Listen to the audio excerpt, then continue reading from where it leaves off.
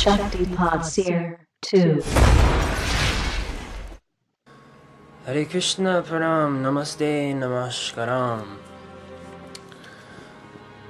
In this video, in lieu of recent events which have been occurring with David Bruce Hughes and other things going on in the quote-unquote Gaudiya Vaishnava community, I felt much obliged to present this video to YouTube. This video is going to be on non-sectarian Vaishnava Dharma. I know, I bet you thought that there wasn't even such a thing that existed. By Bhaktivinoda Thakur himself. Srila Satchidananda Bhaktivinoda Thakur himself is going to teach us today about non-sectarian Vaishnava Dharma from the introduction of Krishna Samhita. And before we begin, I would like to say just a short couple of words. Even while Prabhupada was alive, he was very dogmatic. And understand that he had to be. He had to hold fast to his position. He couldn't seem to be weak, flinching on anything. He was under scrutiny by the Western eye and the world's eye. He had to hold fast to his principles. He had to focus on bhakti, not on mystic yoga. He had to give them the basics, and he had to grab onto a foundation and latch hold. That's what he was doing. And Prabhupada did that, and he did a great job of that. And from that can spring some mystic bhakti for very few, and some actual Gaudiya Vaishnavism. Either way, in the fallout of his leaving the planet and his betrayal by his devotees and all this, many people are wondering, how do I get Krishna consciousness? Where do I go from here? What do I do? The only thing they can see is that dogma that Prabhupada had established his mission with. There's nothing wrong with it, because the universal truth is contained within it. It's a holographic representation of the truth. You can see it from any number of ways, and from a certain angle it can appear dogmatic, but if you understand why he was behaving the way he wasn't dogmatic. He wasn't a dogmatic person, one-on-one. It just appears that way to the millions of people who only know him through his books and his lectures and whatnot that they've read. But the people that know Prabhupada, person to person, like Swami Tripurari, are always saying, don't quote Prabhupada out of context. You don't know him. He made many exceptions to give people bhakti. He made exceptions for gay people. He made exceptions for his married devotees to have sex. He made all sorts of exceptions to give them bhakti. He had to hold fast to his principles. He had to be dogmatic. I applaud him for everything he did. I don't think he did anything wrong.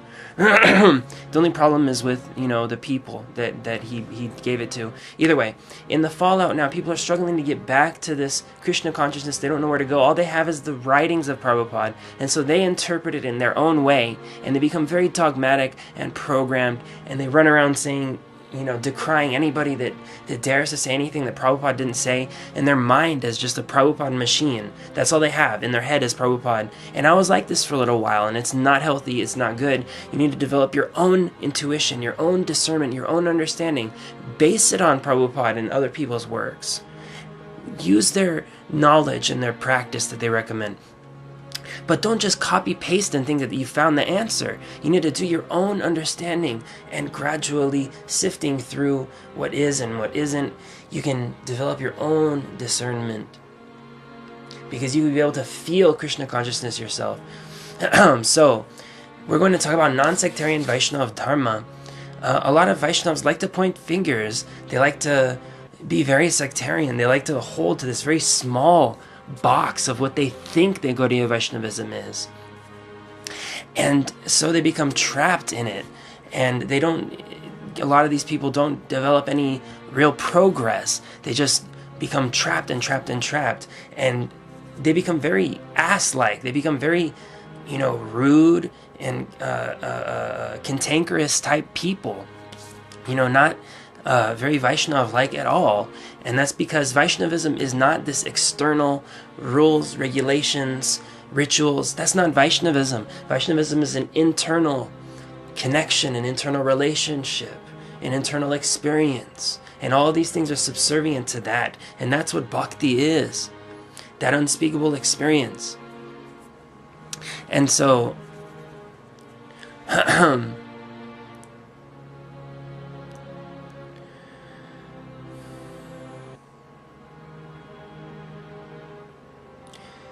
Even back in Sri Satchidananda Bhaktivinoda Thakur's time, there was much sectarianism and nonsense going on.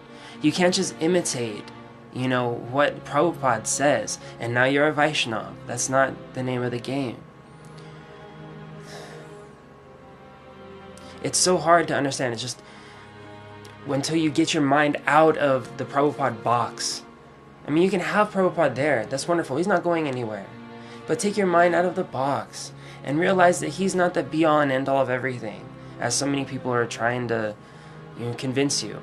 And he's not 100% right on everything that he said. About like women being, pretty much pointless and just servants of men and all this other stuff. All this stuff, a lot of it is not perfect, as people make out Prabhupada to be. Sorry to, it's blasphemy, but sorry to say that. And so what? He was perfect enough. He was perfect, but he just wasn't the level of perfection, the artificial perfection that people want to hold him out to be. So anyway, this is for those people who can't understand the difference between sectarian and non-sectarian. There is a big difference. And when you're non-sectarian, Gaudiya Vaishnava, enlightened and samadhi, this is the only real thing. The other thing is mundane and human. The real thing is universal like God. You can only see Krishna in everything and everywhere, every last moment, if you're in this universal state of consciousness, not this sectarian mode where your mind is obsessed with rules and what Prabhupada said and dry logic and reason and all this stuff.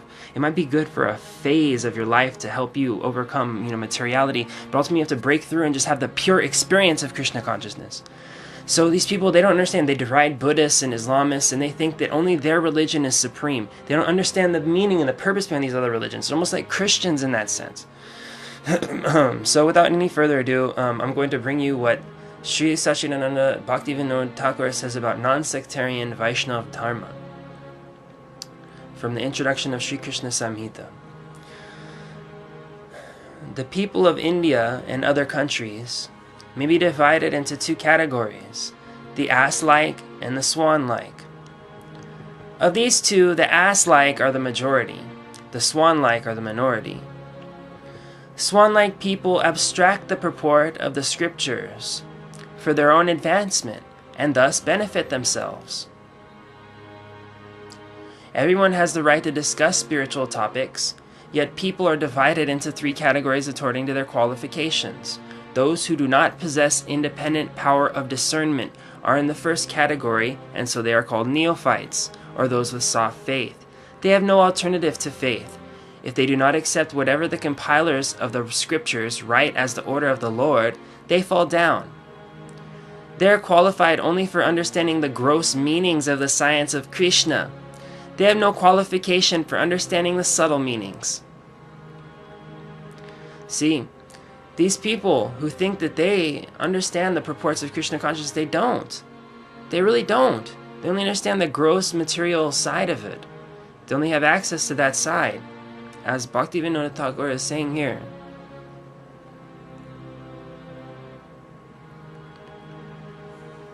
They just accept what Prabhupada says and they have no independent discernment. What is that? That's something that's, artificial. It's something artificially created. And that's why they have all this sentimental attachment to Prabhupada, because without him, what do they have? Nothing. So, until they gradually advance by good association and instruction, those who are not yet succeeded in connecting faith with argument are second-grade persons, or Madhyama-Adhikari. And those who are expert in connecting the two are perfect in all respects. They are able to attain perfection by utilizing material resources in their independent endeavors. They are called topmost persons, or Uttama Adhikaris. So those who can only argue based on what Prabhupada says, and they can't really connect their faith with their argument naturally, are not Uttama Adhikari. These type of people are called Madhyama Adhikaris. And those who are perfect in connecting who can expertly connect their faith and their argument are Uttama Adhikaris. Sectarianism is a natural byproduct of the absolute truth. When acharyas first ascertain and instruct the truth, it is not polluted with sectarianism. But the rules and regulations received through disciplic succession regarding the goal and method of achieving it are changed in the due course of time, according to the mentality and locale of the people. A rule that is followed by one society is not necessarily accepted in another society. That is why one community is different from another. As a community gradually develops more respect for its own standards, it develops hatred towards other communities and considers their standards inferior. And here is we have the beginning of this bullshit mentality of these Hare Krishnas. A lot of them. These sectarian symptoms are seen in all countries since time immemorial. This is prominent among neophytes and found to some extent even amongst Madhyama Adhikaris. Amongst Uttama Adhikaris, however, there is no trace of sectarianism. Amongst Uttama Adhikaris, there is no trace of sectarianism. No trace, says Bhaktivinoda Thakur. So forget all this neophyte Madhyama Adhikari stuff. You should be looking for Uttama Adhikari, not being sectarian. Amongst Uttama Adhikaris, however, there is no trace of sectarianism. Adherence to a particular standard is the prominent symptom of a society. There are three types of standards: Alochagat, Alochanagat, and Alochyagat. Alochagat is when sectarianists accept some external signs. Examples of Alochagat are tilak, neck beads, robes, saffron, and the baptism that is practiced abroad. The different activities practiced in the worship are called Alochanagat. Example of Alochanagat are sacrifices, austerities, fire sacrifices, vows, studying scriptures, deity worship, constructing temples, respecting the purity of various trees and rivers, dressing like sannyasis, acting like acharyas, dressing like brahmacharis or grihastas, closing one's eyes, respecting particular types of books, rules and regulations in eating, respecting the purity of particular time and places. The examples of Alochyagat are attributing personalism or impersonalism on the Supreme Lord, installing deities, exhibiting the mood of an incarnation of the Lord, speculating on heaven and hell, and describing the future destination of the soul. These different forms of these spiritual activities create divisions of sectarianism. Differences that arise from places, times, languages, behaviors, food, dresses, and nature of various communities are incorporated within people's various spiritual practices and gradually make one community so completely different from another community that even the consideration that everyone is a human being may cease to exist. Due to these differences, there is a disagreement, cessation of social intercourse, and fighting, even up to the point of killing one another. When the ass-like mentality becomes prominent within the Kanistha Adhikaris, they certainly indulge in these things.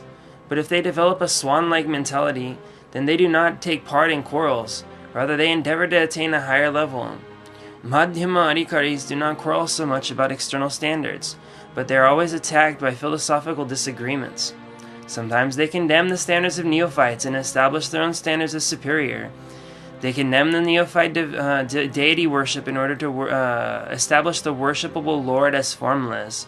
In such cases, they are considered also ass-like people. Otherwise, if they had a swan-like mentality and a desire to attain a higher level, they would respect others' practices and inquire about higher topics. What? Is this Bhaktivinoda Thakur saying this? What? They would respect another's practices and inquire about higher topics.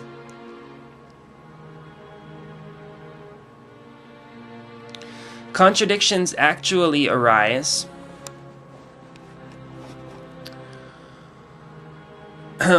only due to the mentality, to the ass-like mentality rather. Swan-like persons consider it the necessity for different practices according to one's qualification, and so are naturally detached from sectarian quarrels. In this regard, it should be understood that both ass-like and swan-like people are found among the Kanishta-adhikaris and Madhyama-adhikaris. I do not expect that ass-like people will accept this book with respect. If neophytes and Madhyama-adhikaris become completely indifferent in regard to the contradictions found in various practices and try to advance further, then they become swan-like persons. Then they are respectable and are dear friends. Although swan-like personalities may accept a particular practice from birth or childhood according to instructions they have received, they nonetheless remain indifferent and non-sectarian. This is so beautiful. The religious principles that will be explained and established in this book are very difficult to name. If these principles are given a particular sectarian name, then other sects will oppose them. Srimad Bhagavatam has therefore established Sanatana Dharma as Sattva Dharma, or religious principles related with the absolute truth. Another name for these principles is Vaishnava Dharma. Ass-like Vaishnavas fall into the categories of Shaktas, Durga, Saras, followers of the sun god, Ganapatyas, followers of Ganesh, Shaivites, followers of Shiva, and Vaishnavas, followers of Vishnu. But swan-like Vaishnavas are non-sectarian and are therefore rare. These 5 types of above-mentioned spiritualists, as found in India, are named according to the respective qualifications. Human beings have 2 types of tendencies.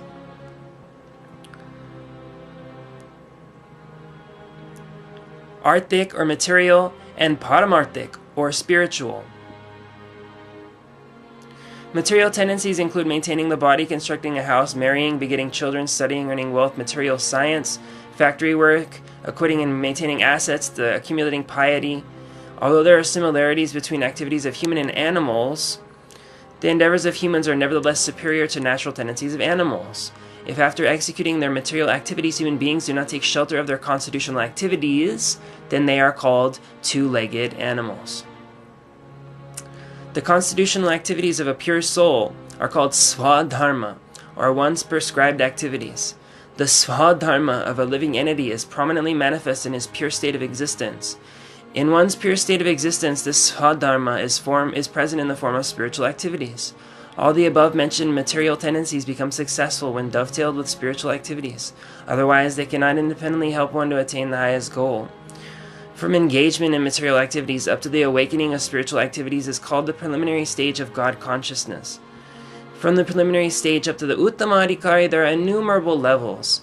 Inquiring about the truth of the material world is called Shakta Dharma, because the predominating deity of this material world is the goddess Durga. All behavior and practice instructed in Shakta Dharma are helpful only in the preliminary stage. Such behavior and practice is meant to bring one closer to spiritual life, and materialistic people may be attracted by this only until they begin to inquire about the supreme absolute truth.